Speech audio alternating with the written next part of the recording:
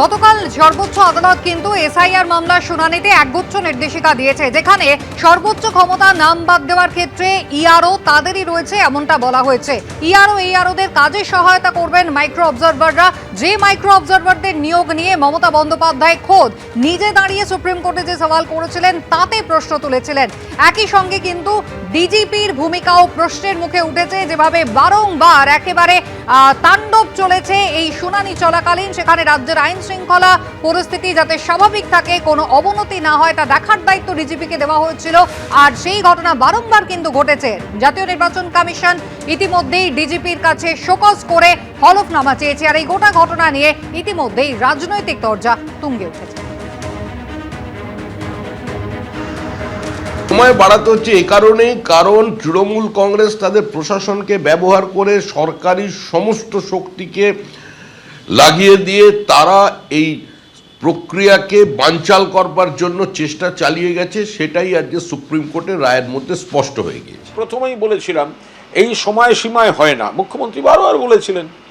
তো এই যে সময় বাড়ানো, তাতে তো এটাই মান্যতা পাচ্ছে জোর করে বিজেপির কথায়, যেটা নির্বাচন কমিশন চাপিয়ে দিয়েছিলেন ওই সময়টা যথেষ্ট নয়। আজকে জাতীয় নির্বাচন কমিশনের ফুল বেঞ্চের বৈঠক, যেখানে রাজ্যের মুখ্য নির্বাচন আধিকারিক তিনি অংশগ্রহণ করবেন। গতকাল দিল্লি রওনা হওয়ার আগে ঠিক কি জানালেন মনোজ কুমার আগরওয়াল, দেখুন।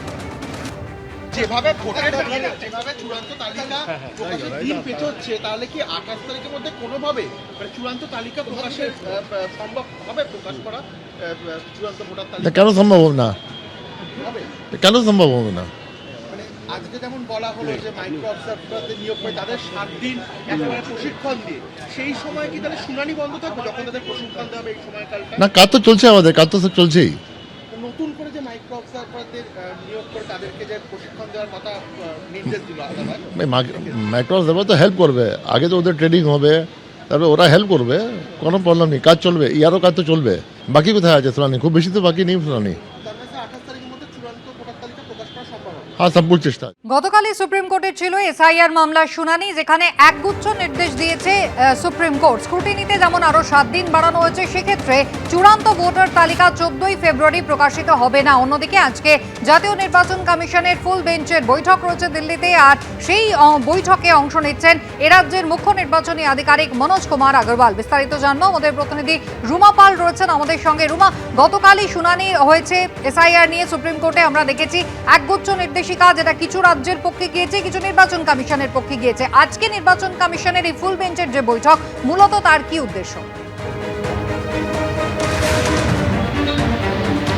দেখো, জানিয়ে রাখি এসআইআর প্রক্রিয়া চলছে এবং সেক্ষেত্রে কিন্তু ফাইনাল ভোটার লিস্ট কবে বেরোবে এখন সেটাই প্রশ্ন।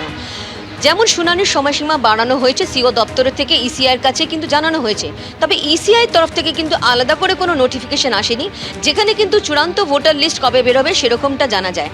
অর্থাৎ যেমন আদালত বলেছে 7 দিন স্ক্রুটিনি আরও বাড়াতে হবে।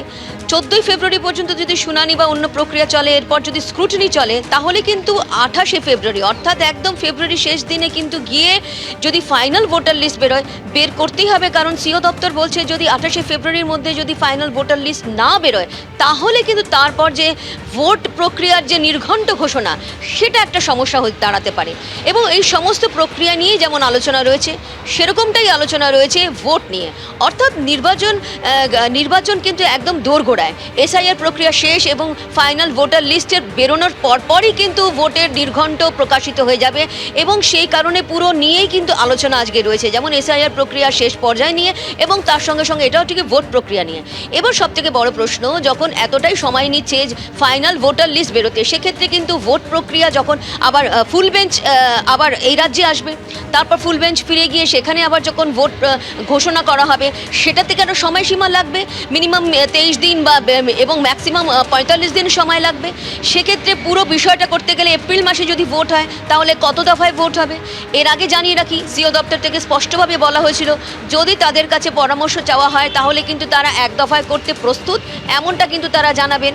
এবং এই দফা নিয়ে তারপর দফাতে হলে কত বাহিনী প্রয়োজন, বাহিনী লাগলে কোথা থেকে বাহিনী আসবে, সে সমস্ত কিছু নিয়েই কিন্তু এই আলোচনা রয়েছে। তবে এটা ঠিক, ফাইনাল ভোটার লিস্ট কবে বেরোবে সব থেকে বড় প্রশ্ন। 28শে ফেব্রুয়ারি কি? এখন এটাই প্রশ্ন, কারণ নির্বাচন কমিশন থেকে কিন্তু নোটিফিকেশন জারি করা হয়নি। কারণ এর আগে যখন দেখেছিলাম খসড়া ভোটার তালিকার সময়সীমা বেড়ে গিয়েছিল 9 ডিসেম্বর থেকে 16ই ডিসেম্বর, তারপর সেখানে কিন্তু ইসিআই আগেই সেটা নোটিফিকেশন জারি করেছিল। এখন দেখা যাচ্ছে যখন শুনানি প্রক্রিয়া চলছে, এরপরও শুনানি প্রক্রিয়ার পরেও কিন্তু রয়েছে আরও বিষয় রয়েছে, যেমন একেবারে ভেরিফিকেশন থেকে শুরু করে ডিসপোজাল সব কিছু রয়েছে। এটা করতেও কিন্তু একটা সময় লাগবে। তারপরে আদালত বলেছে স্ক্রুটিনির সময়সীমা বাড়াতে হবে, তারপরে গিয়ে ফাইনাল ভোটার লিস্ট। অবশ্যই সেই সমস্ত বিষয় নিয়েই কিন্তু আজকে আলোচনার কেন্দ্রবিন্দুতে থাকবে, যেমন এসআইআর প্রক্রিয়া শেষ পর্যায়ে, অন্যদিকে অবশ্যই একদম বিধানসভা নির্বাচন। একেবারে রুমা, তুমি আমাদের সঙ্গে থাকো।